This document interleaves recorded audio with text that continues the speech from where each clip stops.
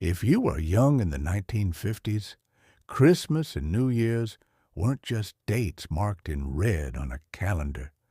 They were the very heartbeat of winter, the high point of the year when the ordinary world seemed to shimmer with magic. Looking back, it feels as though the whole decade glowed brighter in December.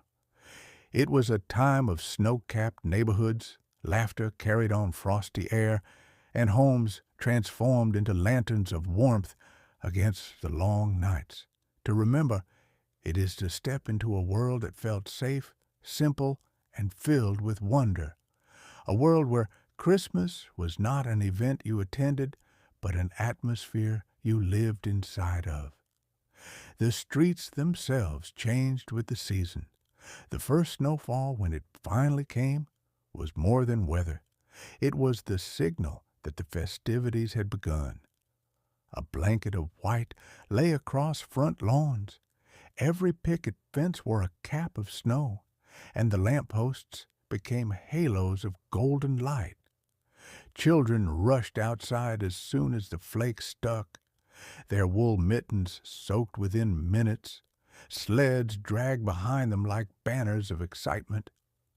We built snowmen tall enough to rival the mailboxes, their carrot noses often stolen from the kitchen without permission, their scarves borrowed from the hall closet. We lay down in yards to make snow angels, arms sweeping, breath puffing upward in frosty clouds. The world was quiet under the snow, but also alive, the crunch under boots echoing like music of its own. Downtown, the department stores performed their own transformation. In cities and even small towns, shop windows became miniature worlds. You could stand in front of a Macy's or a local Five and Dime and be transported. A toy train circled a cardboard mountain, dolls twirled under painted snowflakes, and a mechanical Santa waved as if he recognized you personally. Families made outings just to admire the displays, noses pressed against cold glass, cheeks flushed, eyes wide. The magic wasn't only inside the stores, it was right there on the sidewalks, free for everyone to share. Inside the house, transformation came in a rush of pine scent. Families bought real trees, hauled home, strapped to the roof of a Chevy or Ford, or carried from a neighborhood lot where men in flannel coats sold spruces and firs for a few dollars apiece. You could smell the tree before you even unwrapped your scarf. The needles pricked your fingers as you carried it in, leaving a trail on the carpet that no amount of sweeping could fully erase until spring. Decorating was a ritual. Heavy glass ornaments, often passed down from grandparents, reflected the firelight. The newer bubble lights fascinated us, little tubes of colored liquid that danced with shimmering bubbles once warmed, like tiny science experiments strung on branches. Tinsel was draped strand by strand, though the kids tended to toss it in clumps, and the parents would rearrange it later. At the very top went a star or an angel, sometimes homemade from cardboard and aluminum foil, sometimes ordered from the Sears catalog, shining proudly as the crowning jewel. Once the tree was lit, the room itself transformed. You could switch off every other lamp, sit cross-legged on the rug in your pajamas, and watch the colored bulbs twinkle. The tree was alive, casting shadows that turned walls into murals, reflecting on shiny floors and polished ornaments. The house smelled of pine, cookies, and the faint tang of pipe tobacco, a mix that today still brings back the season instantly.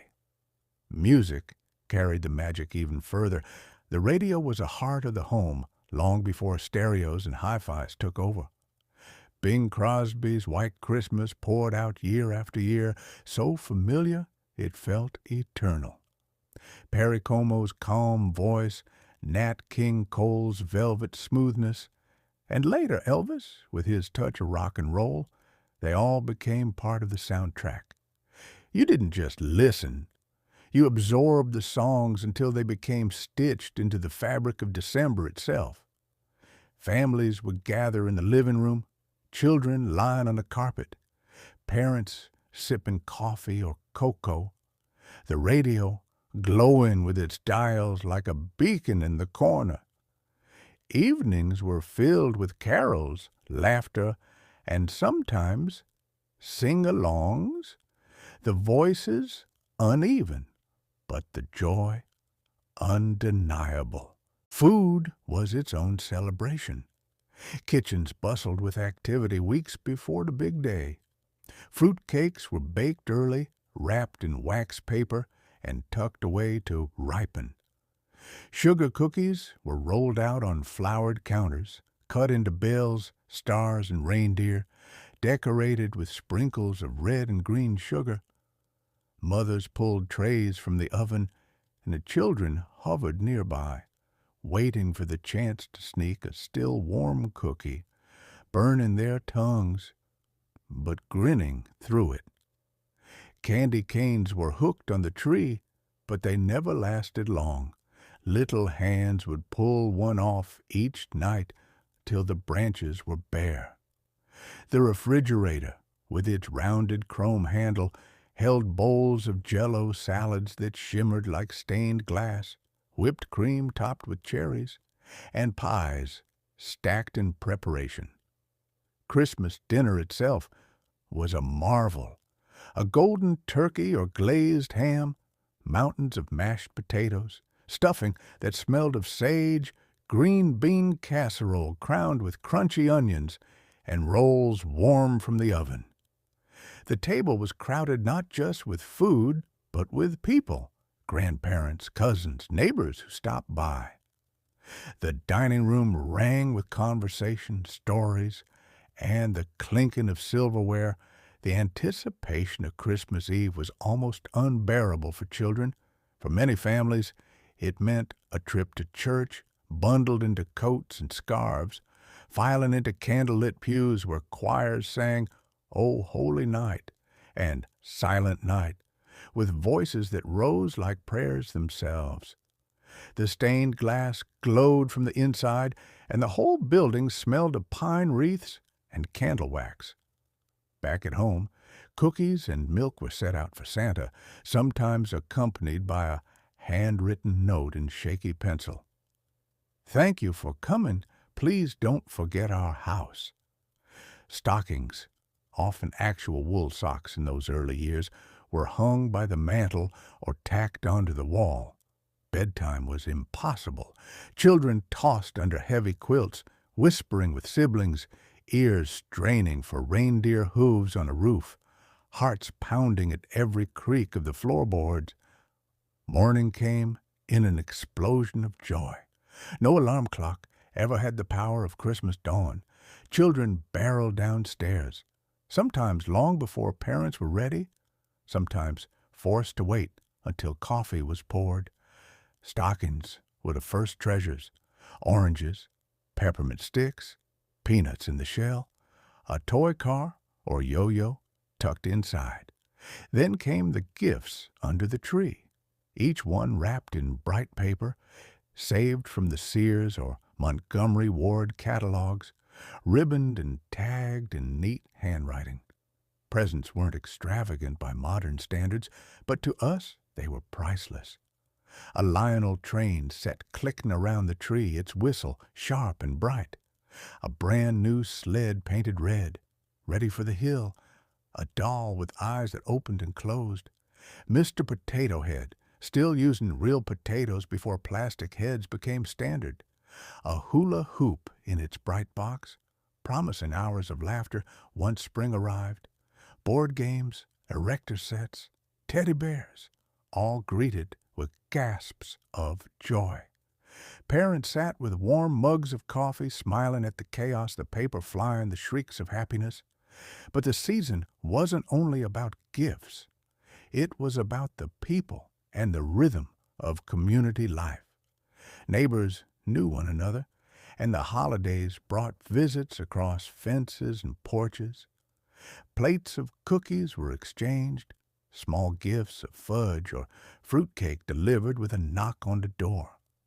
Carolers came in groups, their breath visible in the frosty air, their voices lifting into the night with "Deck the Halls" and "Joy to the World." Even the postman and the milkman were remembered with small envelopes tucked into their hands, tokens of gratitude that spoke of a slower, more personal world. Children's lives in the 1950s carried their own holiday traditions. Schools held Christmas pageants where nervous kids in paper crowns sang "We Three Kings," and classrooms exchanged handmade cards trimmed with glitter that never quite stuck. Holiday parties meant paper cups of punch, cookies on napkins, and the thrill of leaving school for vacation.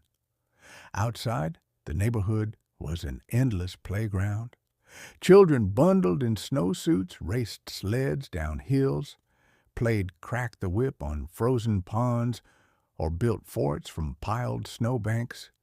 When cheeks were red and mittens stiff with ice, they clattered back inside to warm up with hot cocoa, marshmallows floating, faces pressed to frosted windows to watch the snow still falling.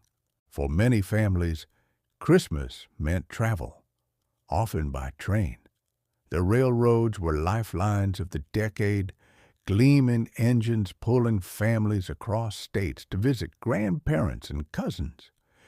You remember the sound of the whistle in the cold night, the hiss of steam, the clatter of tracks beneath the wheels. Inside the cars, windows frosted from the breath of passengers. Children pressed faces to glass, hoping to catch a glimpse of snowy farms and twinkling towns along the way. Conductors in crisp uniforms punched tickets, and the dining car was a wonder, with white tablecloths and hot chocolate served in china cups. For a child, a holiday trip by train was not just travel, it was adventure wrapped in romance. The holiday season lived not only in memory, but also in magazines and catalogs. The Sears Wish Book was a Bible of dreams. Children flipped through its pages until they wore thin, circling toys with pencils, making lists far longer than any parent could fulfill. Lionel trains, dolls with wardrobes, toy soldiers, chemistry sets, all lay before your eyes like treasures in a vault. Life magazine arrived with glossy spreads of Rockefeller Center's Christmas tree, department store parades, and advertisements that made everything look larger than life. Coca-Cola's Santa, with his rosy cheeks and twinkling eyes, seemed as real as any living man, smiling from billboards, reminding you that even a bottle of soda could be festive. Television joined the celebration as the decade progressed.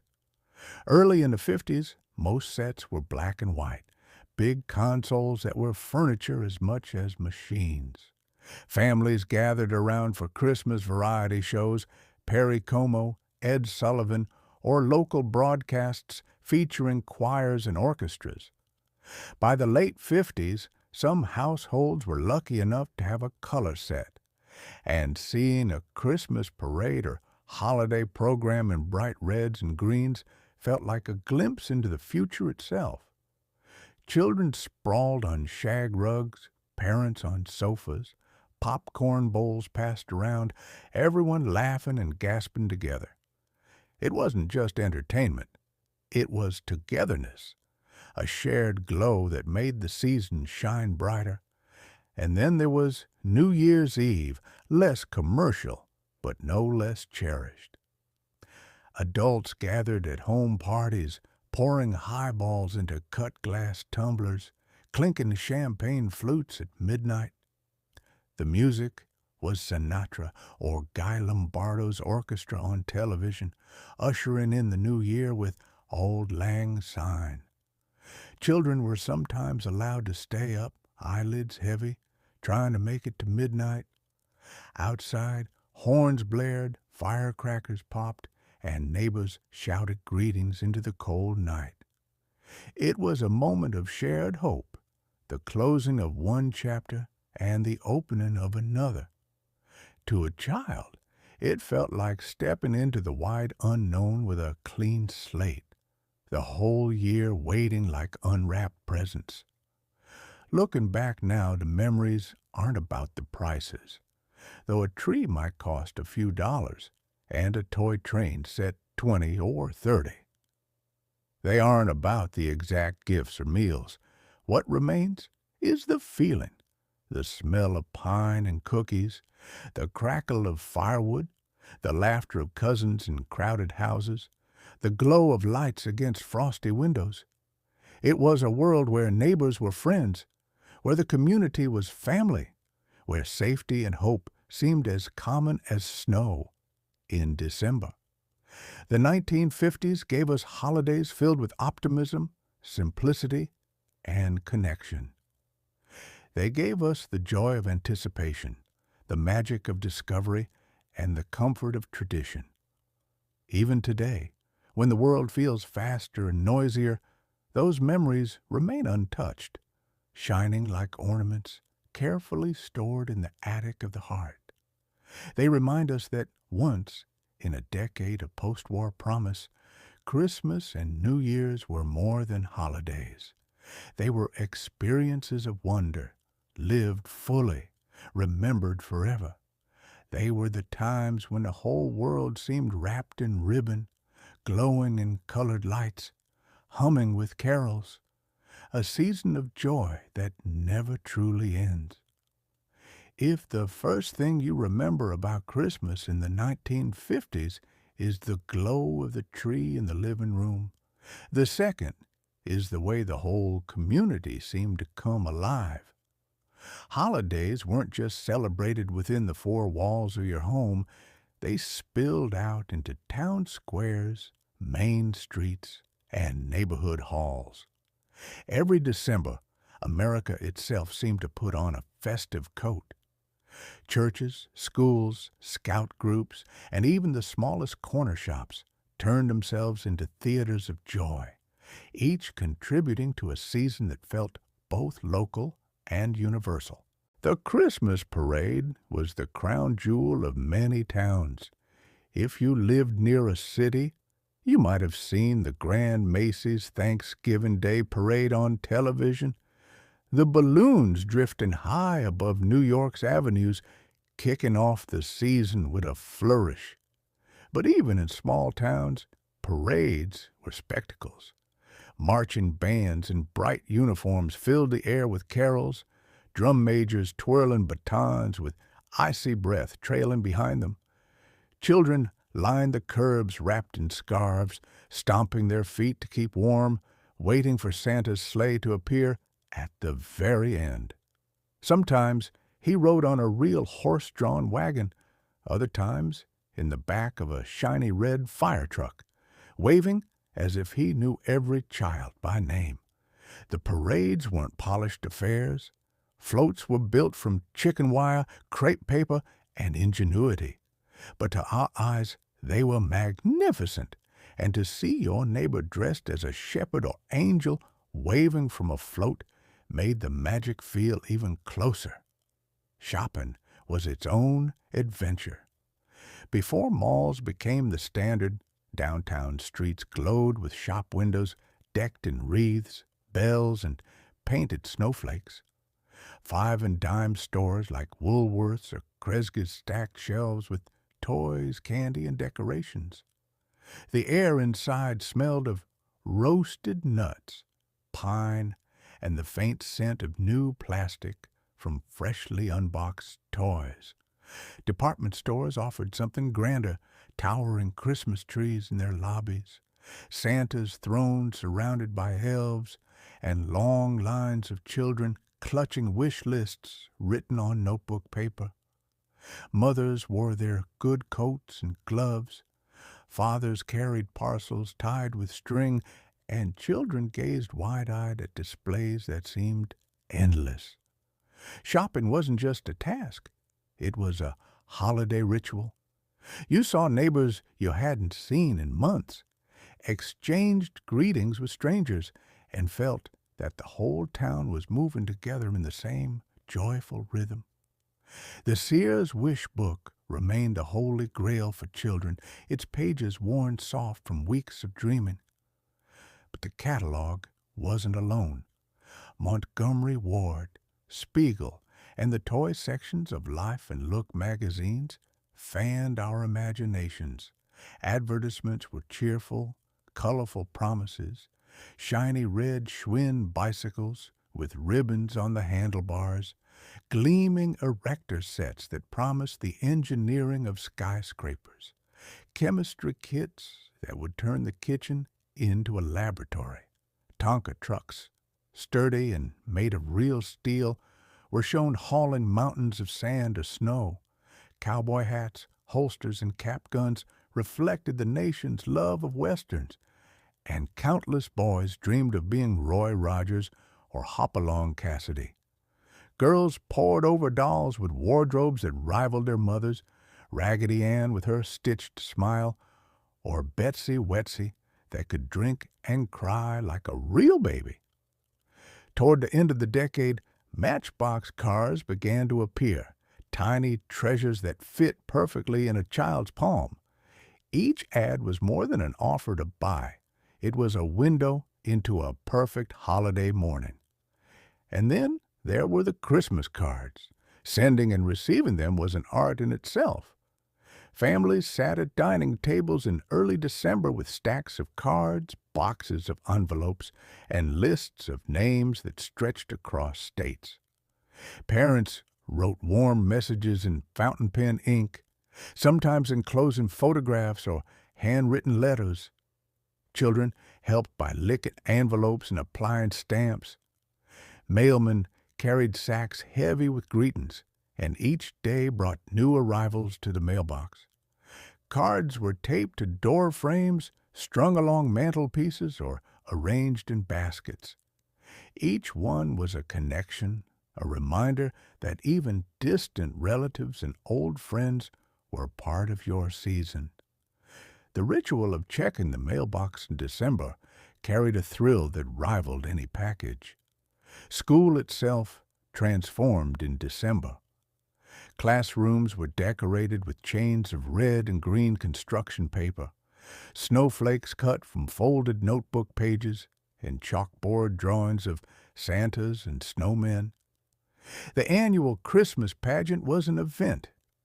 Children donned bathrobes and crowns to play shepherds and kings, or flapped awkwardly as angels with wings made of cardboard and tinsel. Mothers stitched costumes from scraps of fabric, and fathers balanced on ladders hanging stars above makeshift stables. The audience, parents, grandparents, and neighbors, clapped at every line, no matter how mumbled or forgotten. Choirs filled auditoriums with "Hark!" The herald angels sing, their young voices rising with sincerity that could melt the iciest heart. Class parties meant cookies, punch, and small gift exchanges, and walking out of school for the holiday break was a feeling as sweet as freedom itself. Outside, winter belonged to children. With no smartphones to hold us indoors, the snowy world was our kingdom. Sledding hills became highways of joy, with wooden sleds racing side by side, the metal runners sparking if they scraped the pavement. Ice skates clattered against frozen ponds, boys playing hockey with makeshift sticks, girls twirling in circles with scarves flying. Snowball fights erupted as if by instinct, armies forming behind forts built from snow piled high. Laughter carried down the streets as dogs chased sleds and younger siblings tried to keep up. By evening, mittens were soaked, boots crusted with ice, and cheeks glowing like apples. Coming inside was its own reward. socks steaming by radiators, hot chocolate topped with marshmallows, and mothers scolding cheerfully while laying out dry clothes. Not every journey at Christmas was a walk to school or a sled ride down the hill. Many families traveled to see relatives, and in the 1950s, that often meant long car rides. Station wagons were the workhorses of the decade, their rear windows fogged with breath, children piled in the back without seatbelts, blankets shared, songs sung in rounds. Parents packed thermoses of coffee, sandwiches wrapped in wax paper, and jars of cocoa for the kids. Roads stretched across snowy fields, dotted with billboards wishing Merry Christmas in glowing neon. Gas stations offered attendants in Santa hats, wiping windshields with a smile. Stopping at roadside diners was part of the ritual. Jukeboxes playing carols, waitresses serving pie with whipped cream, paper wreaths taped to the windows. The journey itself was part of the holiday, the car humming through the night while children dozed, dreaming of cousins and presents waiting at the other end. For some, travel meant trains, their whistles echoing across the frozen countryside.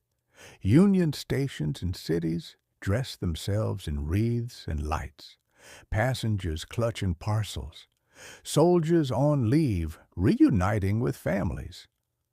The dining cars smelled of turkey and coffee, the windows frosted with the breath of travelers. Conductors tipped their hats to children, handing out cardboard tickets like treasures. Air travel, still new and glamorous, carried its own sense of holiday magic. Airports were small but alive with decorations, and boarding a plane to visit distant relatives was an adventure in itself. The stewardesses smiling in crisp uniforms as though Christmas had taken flight. Entertainment was everywhere. Movie theaters became holiday palaces, marquees glowing against snowy streets. Families lined up in coats and hats, clutching bags of popcorn to see Disney classics reissued or new hits like Lady and the Tramp, 1955, or Sleeping Beauty, 1959. Matinees during Christmas break were packed with children, the theaters warm and filled with laughter. Holiday-themed shorts and cartoons played before the main features, and nothing beat the thrill of watching them with friends. Your boots drying under your seat. Drive-ins, too, tried to capture the season, some staying open in winter, cars packed with blankets, heaters humming, as families watched double features under frosty skies. At home, technology added new dimensions to memory-making. By the mid-1950s, Polaroid cameras captured Christmas mornings instantly, photographs developing in minutes to be passed around the breakfast table.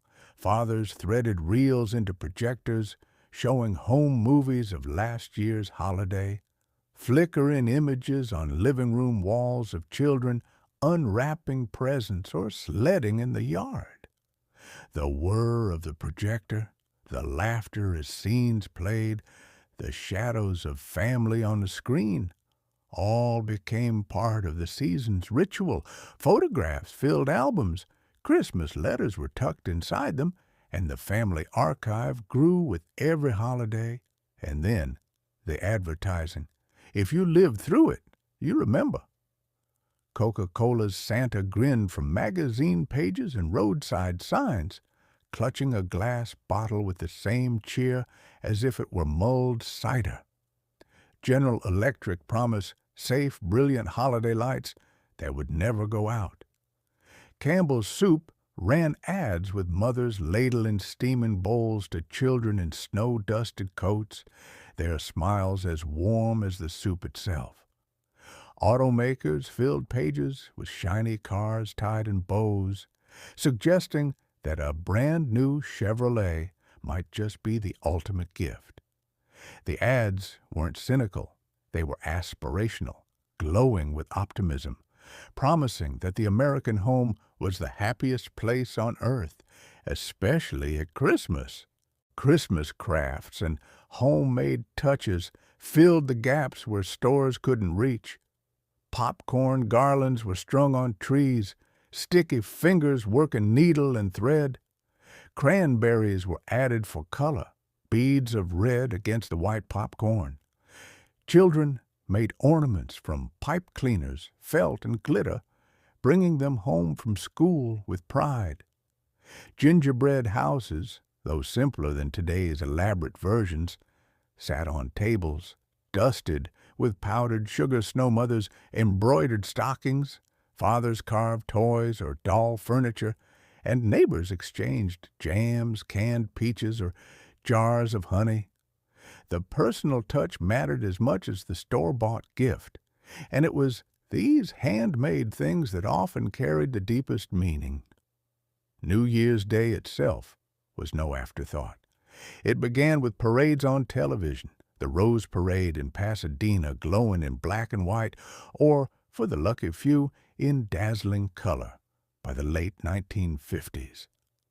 Floats rolled by covered in flowers, marching bands played, and announcers spoke in voices filled with excitement. Families gathered around the TV, breakfast casseroles and cinnamon rolls on the table to watch the spectacle before turning to football games in the afternoon. College bowl games filled living rooms with cheers, fathers leaning forward in their chairs, mothers bringing in trays of snacks. The day was leisurely, but filled with tradition, marking a hopeful start to the year. Even the smallest details shimmer in memory. The smell of coal furnaces warming houses, the clatter of typewriters as Christmas letters were finished, the sound of sleigh bells hung on front doors jingling every time someone came in from the cold, the feel of stiff new Levi's worn on Christmas morning, or the tickle of wool socks pulled up before stepping outside, the sound of mail slots clattering with cards, the hum of neon signs declaring Merry Christmas above diners, the low rumble of Studebakers and Buicks idling on snowy streets. Each detail stitched together into a tapestry that defined an era. In the cities, skyscrapers wore wreaths the size of cars, and Rockefeller Center's ice rink sparkled beneath the towering Christmas tree. Department stores like Marshall Field's in Chicago or Wanamaker's in Philadelphia became destinations, their atriums filled with choirs, their restaurants offering special holiday menus. In small towns, theaters held Christmas reviews, high school bands performed concerts, and church bells rang across frozen fields. On farms, barns were decorated with simple wreaths. Families exchanged gifts of preserved fruits and baked bread, and sleigh rides behind horses clopping through the snow gave children a sense that they were living in a Currier and Ives print. Looking back now, it's not just nostalgia, it's gratitude. The 1950s gave us holidays that were not perfect, but they felt whole. They were about family, about community, about the belief that tomorrow would be brighter. The decorations might have been simple, the toys less complicated, the travel slower, but the season glowed with a kind of warmth that has never faded. It was a time when neighbors were friends, when children played until the street lights came on, when letters in the mailbox carried the love of those far away, and when the sight of a tree glowing in a frosted window could make an entire block feel enchanted. The memories linger like the final notes of a carol, soft but unshakable. They remind us that the spirit of Christmas and New Year's in the 1950s was more than tradition.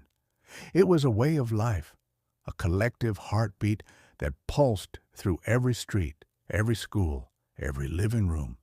It was joy made visible, optimism you could taste in every cookie, and love that glowed as steady as the lights in the tree. And though the world has changed, that glow remains, evergreen, shining on in memory,